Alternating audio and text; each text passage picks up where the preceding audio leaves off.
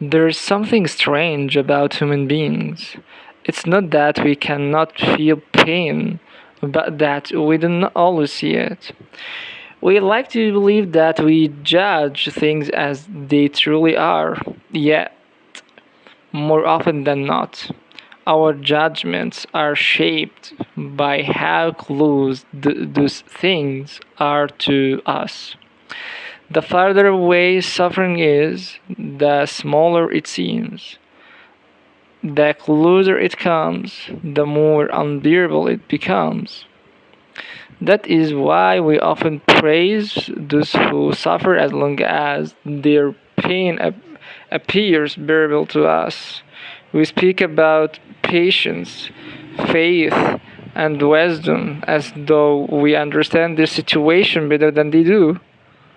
But when the sufferer has been slaughtered, crucified, or betrayed, or our language suddenly changes. We no longer speak about endurance. We speak about injustice. We speak about accountability. We demand that the victim be defended. At first, it seems as though we have become more compassionate. But have we? Or have we simply begun to see ourselves in the victim? Because the sufferer has not changed. The injustice has not changed. The pain has not changed. But we have. Before, we were looking at suffering from a safe distance. So it was easy to speak about virtue. Now we have stepped into the scene. We are no longer looking only at the victim. We are looking at the possibility of becoming the victim. Suddenly everything becomes clear. Injustice finally looks like injustice. Pain finally looks like pain. The guilty finally appear guilty. Not because the truth has changed, but because it has come close enough to threaten us. Perhaps this is why human beings choose where to place their compassion.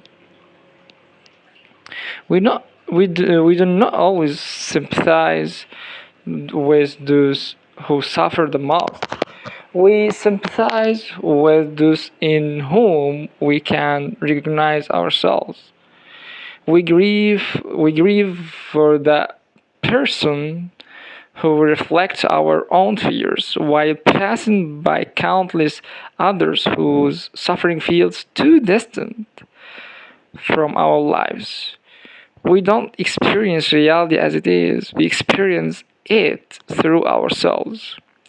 That's why suffering often reveals less about the one who suffers than about the one who is watching. It exposes the limits of our awareness. It shows that many of our moral judgments are shaped not only by truth, but also by our position in relation to that truth. Perhaps the rarest kind of love is to see another person before seeing yourself in them, to defend the oppressed, not because you might one day become them, but simply because they are oppressed. For the truth doesn't change when it comes closer to you. You do. Thanks for your time.